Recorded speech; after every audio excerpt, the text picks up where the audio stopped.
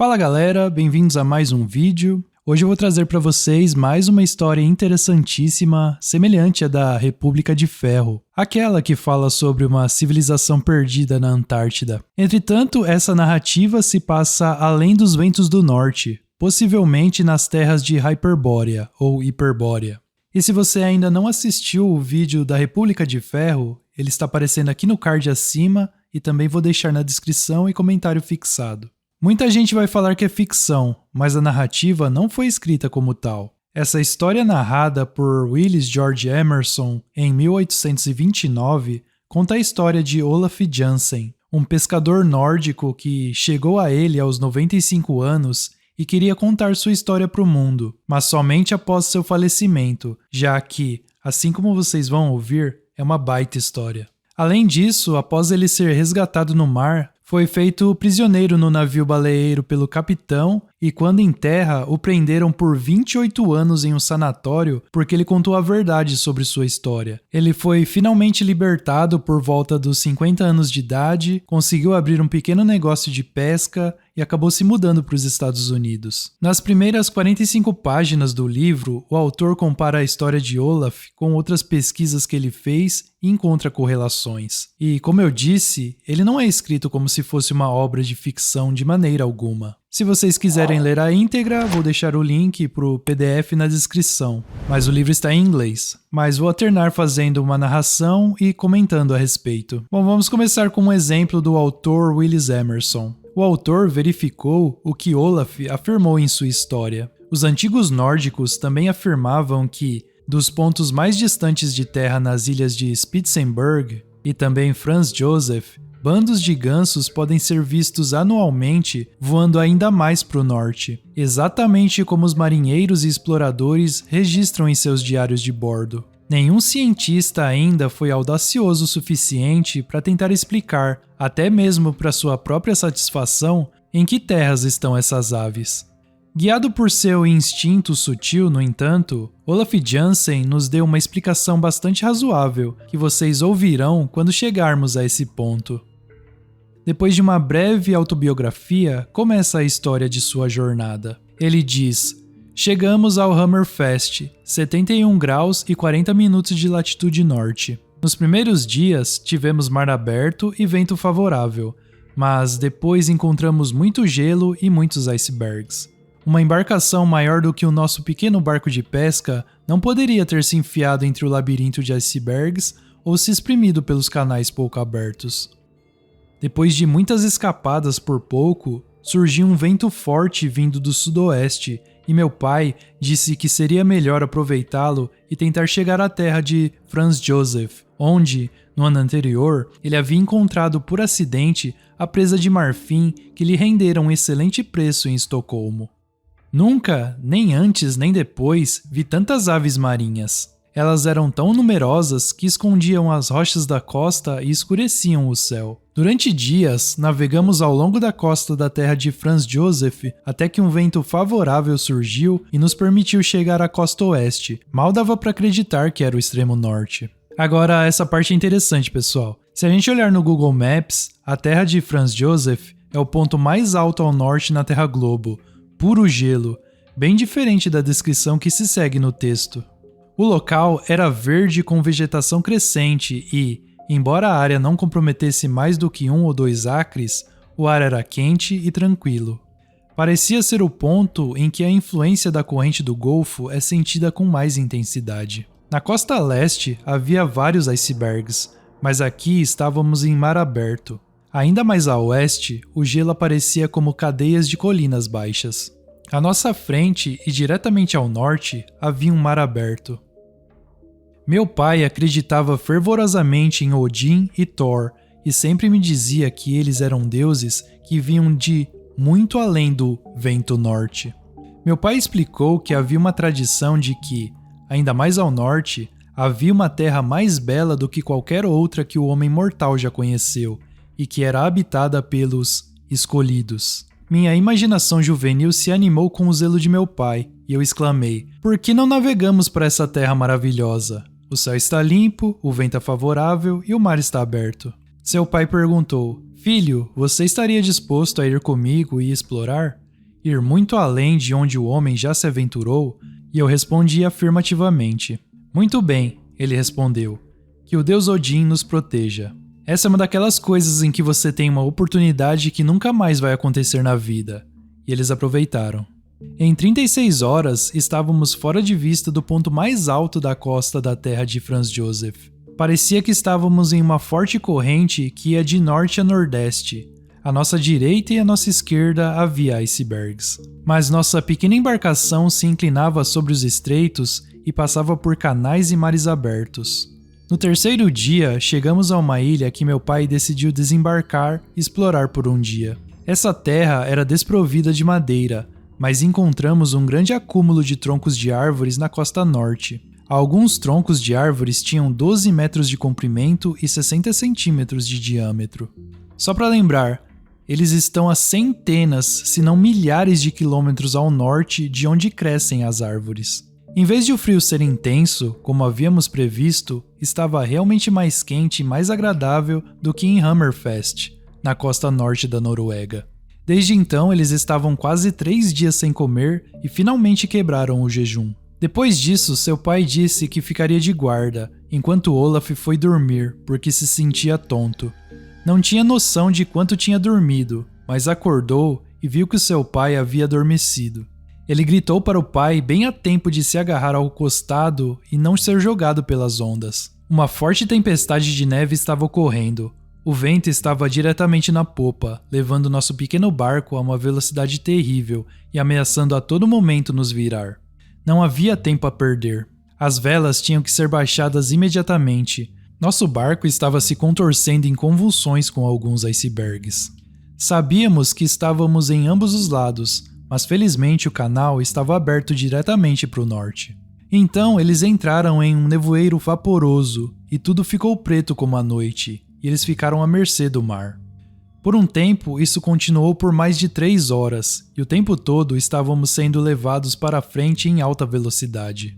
Então, de repente, o vento começou a diminuir sua fúria, e aos poucos foi se dissipando.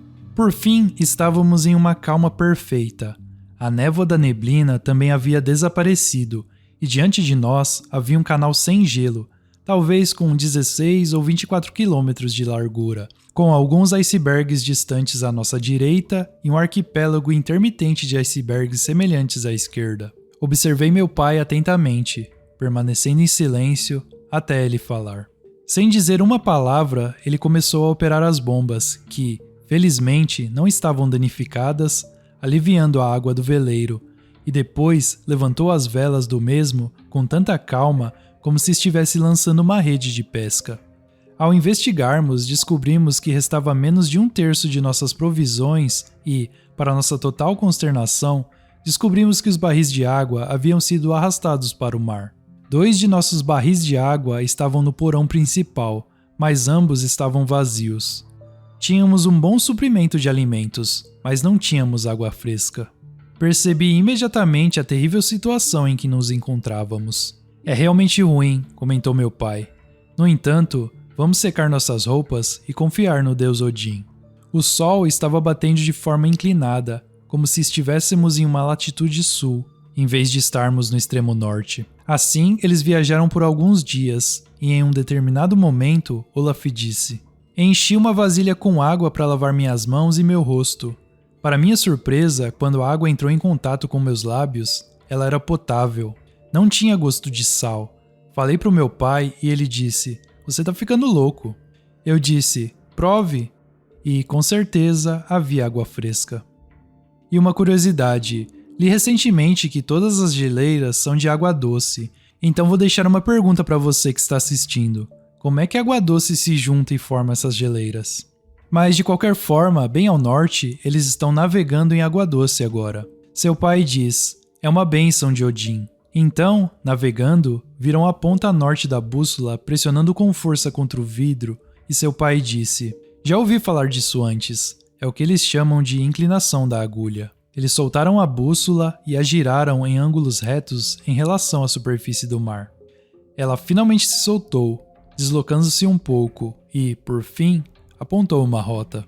Eles navegaram na direção norte por 11 dias, durante os quais beberam um dos 2 barris de água e depois foram enchê-lo novamente, reabastecer. E, nesse momento, a água era salgada novamente.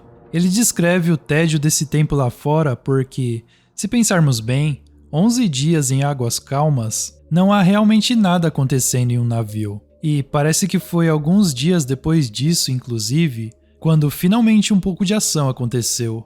Eles viram uma luz no horizonte. E seu pai diz que é um sol falso. Já ouvi falar disso. É chamado de reflexo ou miragem, e logo vai passar.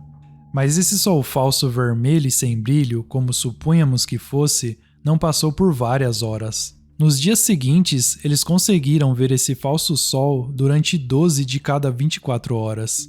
Gradualmente, ele parecia estar subindo mais alto no horizonte de um céu roxo e incerto. Interessante a citação aqui do céu roxo.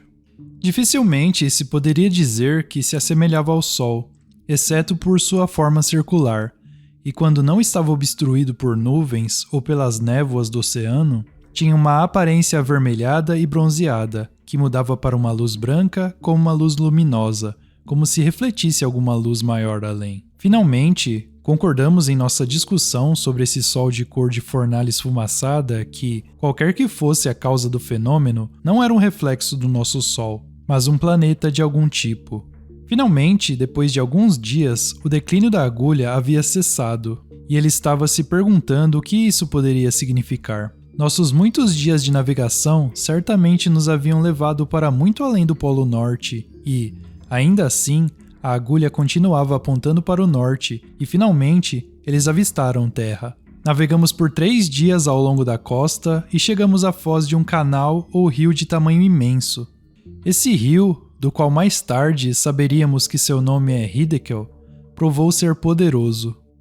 Continuamos nossa jornada por 10 dias e descobrimos que tínhamos chegado a uma distância no interior onde as marés do oceano não afetavam mais a água. Como se tratava de água doce, eles puderam reabastecer seus suprimentos e, em seguida, disseram que a grande floresta da margem, com quilômetros de extensão, podia ser vista se estendendo ao longo da costa. As árvores eram de tamanho enorme. Ancoramos em uma praia arenosa. Esperamos em terra e fomos recompensados ao encontrar uma quantidade de nozes que eram muito saborosas e satisfatórias. Era mais ou menos 1º de setembro e calculamos que já haviam se passado 5 meses desde nossa partida. De repente, quase perdemos o juízo ao ouvir de longe o canto de pessoas.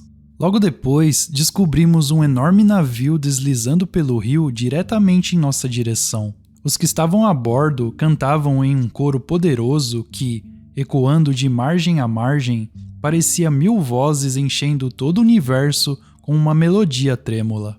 O acompanhamento era feito por instrumentos de corda não muito diferentes de nossas harpas. Era uma embarcação maior do que jamais havíamos visto e tinha uma construção diferente. A imensa embarcação fez uma pausa e, quase imediatamente, um barco foi baixado e 6 homens de estatura gigantesca vieram até nosso pequeno barco de pesca. Eles falaram conosco em uma língua estranha. Pelas suas maneiras, percebemos que não eram hostis. Eles conversaram bastante entre si e um deles riu como se estivesse achando que tínhamos feito uma descoberta estranha. Um deles viu nossa bússola e isso pareceu interessá-los mais do que qualquer outra parte de nosso barco.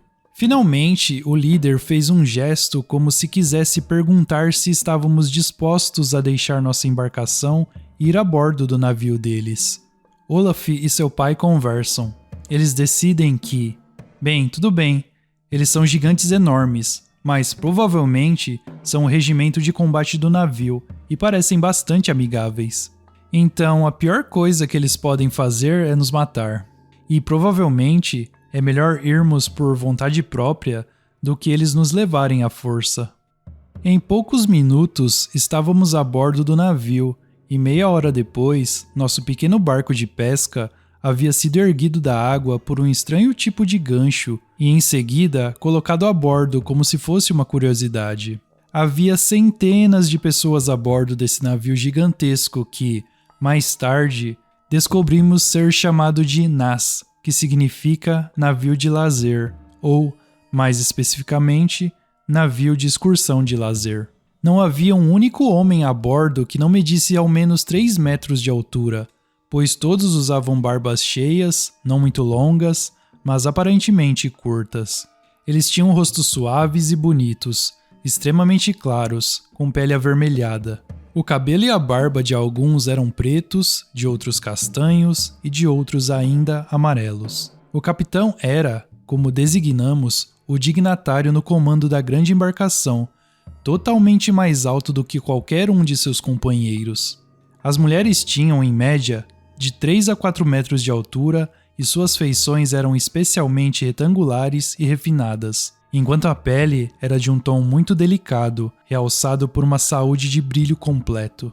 Tanto os homens quanto as mulheres pareciam possuir aquele caso particular de maneiras que consideramos um sinal de boa educação. E, apesar de suas enormes estaturas, não havia nada neles que sugerisse constrangimento. Cada um deles parecia competir com os outros em termos de cortesias e gentilezas para conosco. Os homens vestiam túnicas de seda e cetim, lindamente bordadas e com cinto na cintura. Eles usavam joelheiras e meias de textura fina, enquanto seus pés estavam envoltos em sandálias adornadas com fivelas de ouro. Logo descobrimos que o ouro era um dos metais mais comuns conhecidos e que era muito usado na decoração. Meu pai me disse que esse é o cumprimento da tradição contada por meu pai e pelo pai do meu pai e que ainda remonta a muitas gerações de nossa raça. Esta é, sem dúvida, a terra além do vento norte. Fomos entregues aos cuidados de um dos homens e de sua esposa com o objetivo de sermos instruídos em seu idioma, e nós, de nossa parte, estávamos ansiosos para aprender. Ao comando do capitão, a embarcação foi habilmente virada e começou a retraçar seu curso rio acima. O maquinário, embora não fizesse barulho, era muito potente, e as margens e árvores de ambos os lados pareciam passar correndo. A velocidade do navio naquele momento superava a de qualquer trem de ferrovia em que eu já havia viajado, mesmo aqui nos Estados Unidos. Encontramos um brilho interno que emanava desse sol vermelho opaco e que dispersava uma grande luz, eu diria que era maior do que a luz de 2 luas cheias. Em 12 horas, essa nuvem de brancura desaparecia de vista, como se estivesse eclipsada, e nas 12 horas seguintes correspondia à nossa noite. E logo soubemos que essas pessoas estranhas eram adoradoras dessa grande nuvem da noite. Era o Deus esfumaçado do mundo interior.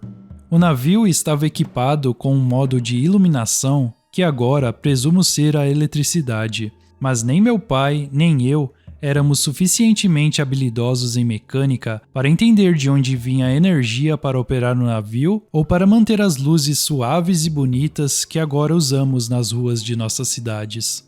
Deve-se lembrar que a época em que escrevo era o outono de 1829, e nós, do lado de fora da Terra, não sabíamos nada, por assim dizer, sobre eletricidade. O navio em que estávamos viajando parou 2 dias depois de termos embarcado. Meu pai disse que, tanto quanto ele podia julgar, estávamos diretamente abaixo de Estocolmo ou Londres. A cidade em que chegamos se chamava Jeru, significando uma cidade portuária. As casas eram grandes e bem construídas, com aparência bastante uniforme, mas sem mesmice. A principal ocupação do povo parecia ser a agricultura, e as encostas das colinas eram cobertas por vinhedos, enquanto os vales eram dedicados ao cultivo de grãos.